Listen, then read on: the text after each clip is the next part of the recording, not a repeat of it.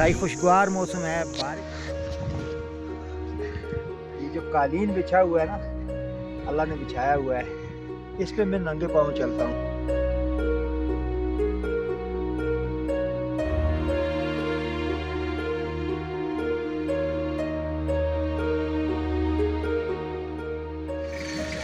अस्सलाम वालेकुम, उम्मीद है सब खैरियत से होंगे। हम इस वक्त मौजूद हैं पीर चनासी टॉप पे और अब हमारी जो है गाड़ी यहाँ से हमें छोड़कर वापस मुजफ्फराबाद चली जाएगी और हम यहाँ से शुरू करने वाले हैं 2 दिन की पहाड़ों के ऊपर वॉक। पीर चनासी पीर सीमार से होते हुए कठा सिमारी और वहाँ से हमने फिर वापस मुजफ्फराबाद पहुँचना है। हमारे साथ रहे, हम रास्ते में भी आपको बताएँगे और साथ साथ ये ट्रैक कैसा है वो भी बताएँगे।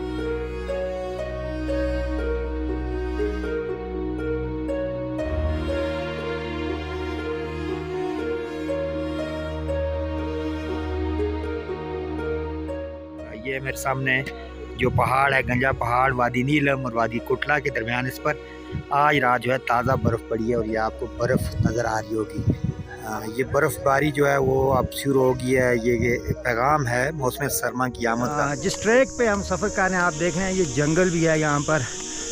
काफ़ी घना जंगल हुआ करता था पहले, लेकिन अब इसके आसार जो बताते हैं कि बहुत ज़्यादा कटाई हुई है और काफ़ी कम हो गए हैं दरख्त, लेकिन अब भी दरख्त यहाँ पे मौजूद हैं। पीर चनासी से सफ़र करते हुए पीर हसीवार के ट्रैक पर आपको नज़र आ रहा है सामने टॉप, उसके करीब पहुँचने वाले हैं, जिसके बाद हमारा पीर हसीवार की तरफ जो है वो उससे अलग होकर दूसरी जानब कठा सिमारी की तरफ से ट्रैकिंग जो है वो शुरू हो जाएगी। इंतहाई खुशगवार मौसम है। बारिश होने के बाद जब धूप निकली है तो न ज़्यादा सर्दी है और ना ही गर्मी है।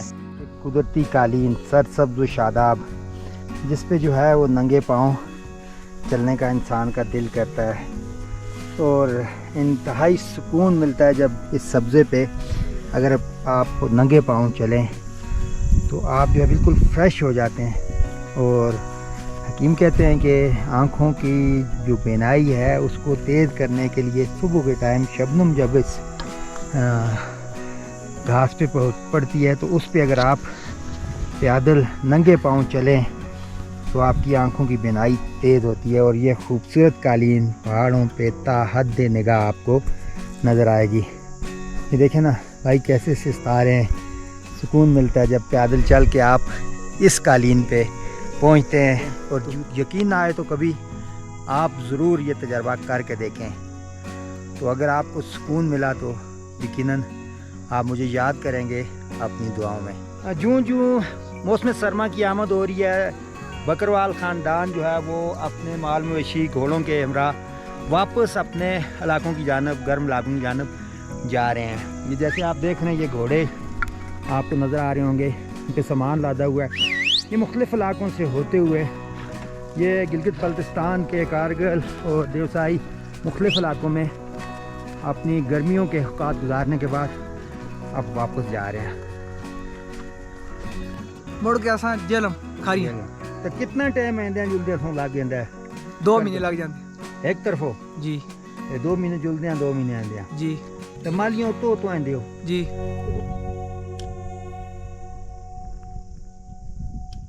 पहुंच चुके हैं अपने सफ़र के दौरान जो सबसे ऊंची टॉप है वहां पर, और नागा बैग के बिल्कुल ऊपर ये नागा टॉप है।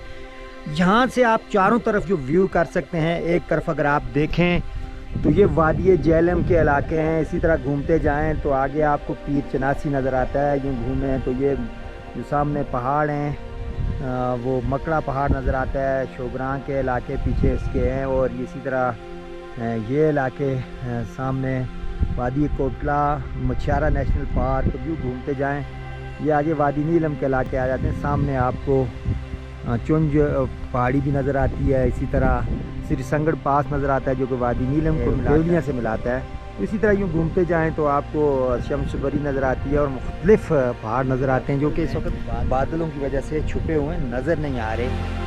पर सब शादाब मैदान में चरती ये भेड़ें, इंतहाई खूबसूरत मनाजर है ये। और ये पहाड़ की बुलंद चोटी पर जब आप ऐसा मंजर देखते हैं तो आपको यकीनन बहुत ही अच्छा लगता है।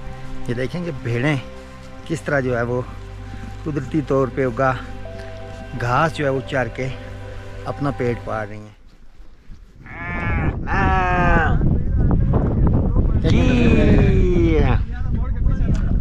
मैंने इस भेड़ के बच्चे को पकड़ लिया है और उसकी माँ दूर से शोर कर रही है, मैं कर लिया। और थोड़ी देर हमारे पास रह जाए फिर हम इसको छोड़ देंगे।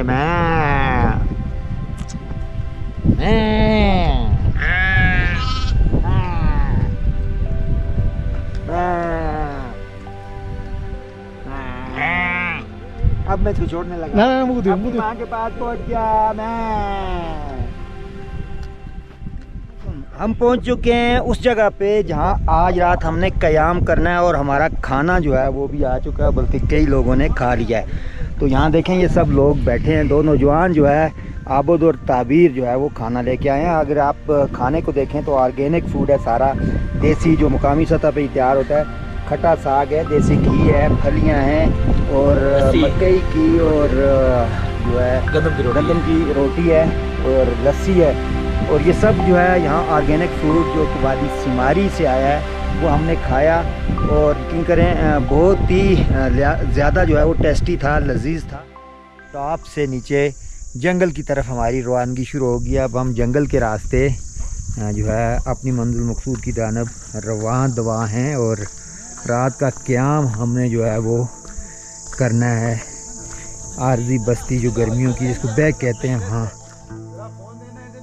हम पहुँच गए अपनी उस मंजिल पे जहाँ हमने रात को क़याम करना है। ये आरजी बस्ती है जो गांव के लोग यहाँ पर गर्मियों में क़याम करते हैं और सर्दियों में वापस चले जाते हैं। ज़्यादातर तो लोग जो है वो चले गए हैं, लेकिन कुछ ख़ानदान अभी भी यहाँ पे मौजूद हैं। नेड़िया नाम है इस आरजी बस्ती का। और ये आप देख, दिन को बस्ती खाली खाली सी होती है। जब शाम होती है तो यहाँ लोगों के साथ साथ जानवरों की आमद भी जो है वो शुरू हो जाती है। वापस आ जाते हैं तो रौनक जो काफ़ी बढ़ जाती है। एरिया बैग में सुबह हो चुकी है और हम नाश्ता करने के बाद अगली मंजिल की जानब रवान दवा हैं। हमारे तमाम दोस्त जो है वो तैयार होकर इस खूबसूरत बैग से वापसी जा रहे हैं। ये देखें सब लोग आ रहे हैं लाइन में और उर्फी लाला आगे आगे जा रहे हैं। हाँ जी लाला, आप मुंतज़िम हैं इस वाक़ के। लाला जी क्या बताएंगे, कैसी हुई है वाक़? It is one of the unique walk जो हम इस एरिया के अंदर कर रहे हैं। और सबसे अच्छी बात ये हुई है कि इसमें हमारे साथ एनवायरनमेंट को समझने वाले लोग, पीस और कॉन्फ्लिक्ट को समझने वाले लोग हमारे साथ मौजूद थे, जिन्होंने यहाँ पे की लोकल कम्युनिटी के साथ मुलाकातें की और उन्हें मामलात की नज़ाकतों के बारे में बताया।